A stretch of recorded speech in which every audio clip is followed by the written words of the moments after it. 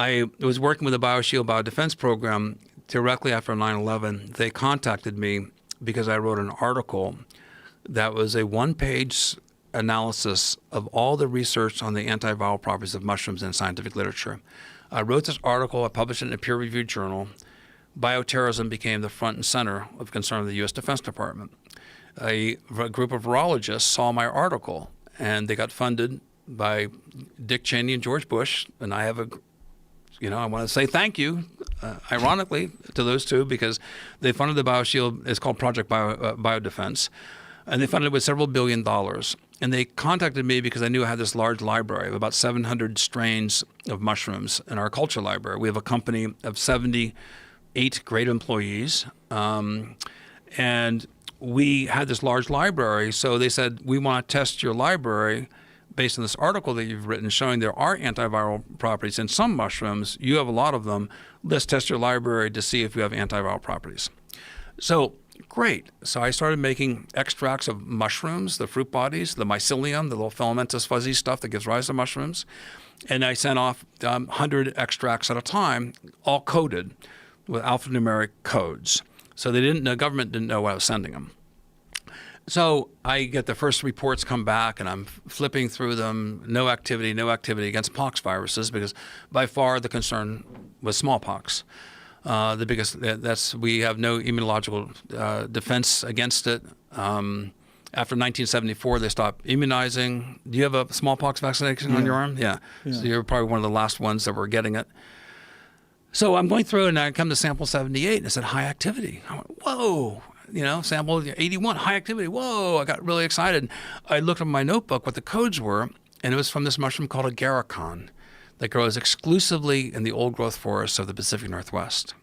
This is the longest living mushroom in North America. It's a perennial polypore. It looks like a giant beehive by coincidence, up on a tree. See if you can get a picture of that, Jamie. And so a garicon, A-G-A-R-I-K-O-N. And so I got real excited, and I was given a contact person, because he had one point of contact with the U.S. Defense Department, a physician. And I called him up saying, these research results are wonderful. He goes, what research results? I go, Federal Express just delivered me this whole dossier on the first 100 samples. Wow, look at that thing. And he goes, you're not supposed to get those. I am. And I said, well, I'll photocopy and send them to you.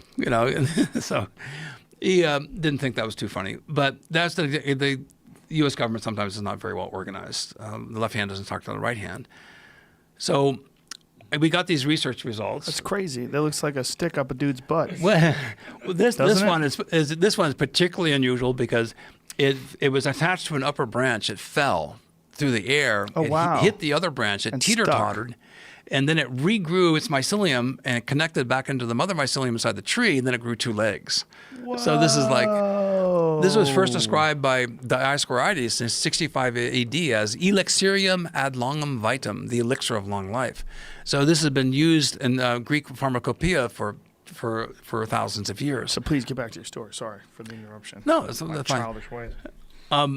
So anyhow, I'm up in Canada, and one of my managers calls me up, says, Paul, there's a helicopter over the laboratories.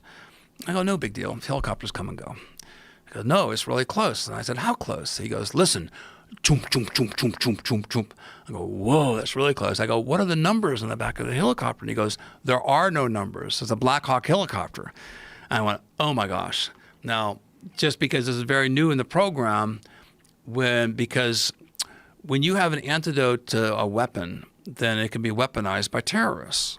So they didn't know who, not everybody in the government knew who I was. Even though I was working with a Project Biodefense, I was still sort of an unknown entity.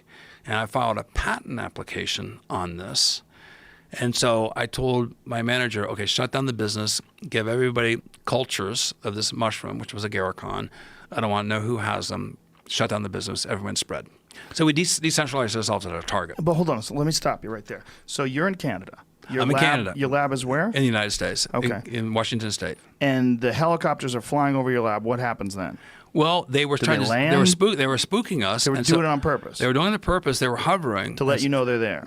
I don't know what they were doing. I mean, they're at treetop level, right over the friggin' laboratory. Right. So I had everyone go in their car. Asked everyone to go in their car, shut down the business immediately, and decentralize us as a target. So later on, when I came back, I called my people in the Defense Department saying, "What the hell's going on here?" And they go, "Oh, geez, sometimes the left hand doesn't talk to the right. We're sorry." So eventually. So how did they find out that just from your patent filing? Well, I filed the patent and it disappeared. Most patent applications, when you file them, show up on the U.S. patent homepage within a year or two. I filed this patent, and 4 or 5 years later, it still had not been published. So I get a hold of my patent attorney, who gets a hold of the patent office, and the U.S. Department of Defense considered it to be a national security. So they quarantined my patent, took it out of the patent office, and so it could not be seen by potential terrorists, because then they could have an antidote to smallpox. So I had to do an intergovernmental agency trace to recall the patent from DOD. They had meetings, they allowed it to be released because it was a natural product. And so the patent then was put back into the patent application queue, and it was approved in 2013. I filed it in 2004.